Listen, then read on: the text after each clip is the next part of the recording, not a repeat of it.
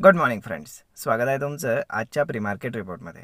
तर मग चला सुरुवात करूयात आजच्या प्री मार्केट रिपोर्टला आणि जाणून घेऊयात की आज आपल्या स्टॉक मार्केटमध्ये काय होऊ शकतं ते. त्याआधी तुम्ही जर चॅनलवर नवीन असाल तर चॅनलला सबस्क्राईब करायला विसरू नका आणि डिस्क्रिप्शनमध्ये लिंक आहे त्यावरती क्लिक करून आपलं डीमॅट अकाउंट देखील ओपन करायला विसरू नका. तर मग चला सुरुवात करूयात आजच्या भागाला. सगळ्यात पहिल्यांदा आज पहाटे म्हणजेच काल रात्री आज पहाटेच्या दरम्यान इंडियानं रिटॅलिएट केलेलं आहे पाकिस्तानवरती. आणि सगळ्यात महत्त्वाची गोष्ट म्हणजे तिथली दहशतवादीची जी 9 तळं होती तर ती उद्ध्वस्त केलेली आहेत. ओके, तर मग आता याचा मार्केटवरती कसा आणि काय इम्पॅक्ट होईल त्याआधी आपण जाणून घेऊयात आणि मग त्यानंतर आपण ग्लोबल क्यूज काय आहेत ते पाहूयात. तर सगळ्यात पहिली गोष्ट म्हणजे यावेळेसचा जो स्ट्राईक आहे किंवा हल्ला आहे हा इतर हल्ल्यांपेक्षा वेगळा कसा आहे ते पहिले जाणून घ्या. सगळ्यात पहिली गोष्ट म्हणजे आपल्या कुठल्याही विमानानं पाकिस्तानमध्ये एंटर केलेलं नाही आहे. डायरेक्टली इकडनं मिसाईल्स सोडले गेलेले आहेत आणि त्यांना तिथले जे मदरसे आहेत किंवा जे दहशतवादी तळ आहेत त्यांना टार्गेट केले गेलेलं आहे. ओके, त्यामुळे तिथले जे काही म्हणजे गव्हर्नमेंटनं जे काही सांगितलेलं आहे सध्या तरी तर त्याच्यामध्ये त्यांनी सांगितलं आहे की पाकिस्तान आर्मीला आम्ही टार्गेट केलेलं नाही आहे आणि त्यानंतर सिव्हिलियन्स जे आहेत तर त्यांनाही आम्ही टार्गेट केलेलं नाही आहे. म्हणजेच काय की इंडिया म्हणजे एकंदर ह्या सगळ्या स्टेटमेंट्सवरनं आणि केलेल्या रिटॅलिएशनवरनं एक गोष्ट दिसते स्पष्ट की भारत हे वॉर एक्स्कलेट करण्याच्या मोडमध्ये नाही आहे किंवा भारताला ते एक्स्कलेट करायचं नाही आहे.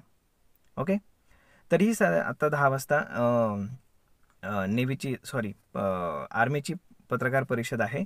तर मग त्याच्यामध्ये ते अजून काही एक्स्ट्रा इन्फॉर्मेशन देत आहेत का ते पाहणं जास्त गरजेचं ठरेल.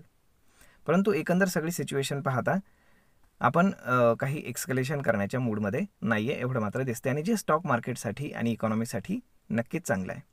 कारण आपण वॉर ऑलरेडी वॉटर वॉर सुरू केलेलं आहे. जे इंडस वॉटर ट्रीटी आहे तर ती सस्पेंड करून पाकिस्तानला जाणारं पाणी थांबवून हळूहळू त्याच्यावरती आता मोठमोठे डॅम्स बनवले जातील, अजूनही बऱ्याचशा गोष्टी असतील वॉट एव्हर.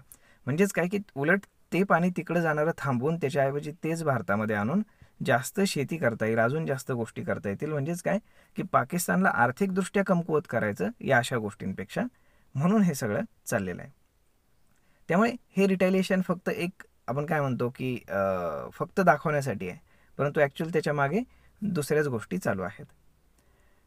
आता जर आपण जनरली पाहिलं तर जेव्हा एखादं युद्ध सुरू होतं तेव्हा गिफ्ट निफ्टी अचानक खूप मोठ्या प्रमाणावरती ड्रॉप होते आणि खूप एक सिग्निफिकंट नीजर्क रिॲक्शन आपल्याला पाहायला मिळतं. परंतु आज तसं पाहायला मिळत नाही आहे. आज गिफ्ट निफ्टी इंडिकेट करते की मार्केट फक्त एक 50-60 पॉईंट गॅप डाऊन ओपन होणार आहे. परंतु आता ॲक्च्युअल 9 वाजेपर्यंत जर काही घडलं अजून काही याच्यापेक्षा एक्स्ट्रा तर गिफ्ट निफ्टी अजूनही जास्त खाली ओपन होऊ शकतं. परंतु सध्या तरी कुठल्याही प्रकारचं एक्स्कलेशन झालेलं आपल्याला पाहायला मिळत नाही आहे. तर मग आता गिफ्ट निफ्टी इथे इंडिकेट म्हणजे कमी इंडिकेट खाली गॅप डाऊन ओपन होण्यामागं हेच कारण आहे की इंडियाकडनं रिटॅलिएशन ऑलरेडी ऑलमोस्ट डन झालेलं आहे. आता यानंतर कुठल्याही प्रकारचं एक्स्कलेशन जर पाकिस्तानकडनं केलं गेलं नाही तर इंडियाकडनं देखील केलं जाण्याची शक्यता फार कमी आहे. त्यामुळे मार्केटने ह्याला फॅक्टर्ड इन ऑलरेडी केलेलं होतं एवढ्या गोष्टीसाठी. यापेक्षा मोठं जर काही असेल तर मग मात्र मार्केटवरती त्याचा इम्पॅक्ट आपल्याला नक्कीच पाहायला मिळेल. आता जर आपण ग्लोबल क्यूज जर पाहिले तर ग्लोबल क्यूज आपल्याला फार पॉझिटिव्ह पाहायला मिळत आहेत. ग्लोबल क्यूजमध्ये काल US मार्केट थोडंसं पडलं आहे, परंतु फार काही जास्त त्याच्यामध्ये काळजी करण्यासारखं नाही आहे. कारण फेडची मीटिंग आहे आज आणि त्याचं काय असेल ते निकाल आज कळेल आपल्याला. आणि त्याच्यामुळे बाकीच्या जर गोष्टी पाहिल्या तर तिथे मार्केट खूप चांगल्या पद्धतीने रॅली केल्यामुळे थोडंसं प्रॉफिट बुकिंग आलं, याच्यापेक्षा जास्त काही नाही आहे. जर आपण एशियन युरोपियन मार्केट्स पाहिले तर ओके आहेत, काही असं फार काळजी करण्यासारखं बिलकुल नाही आहे.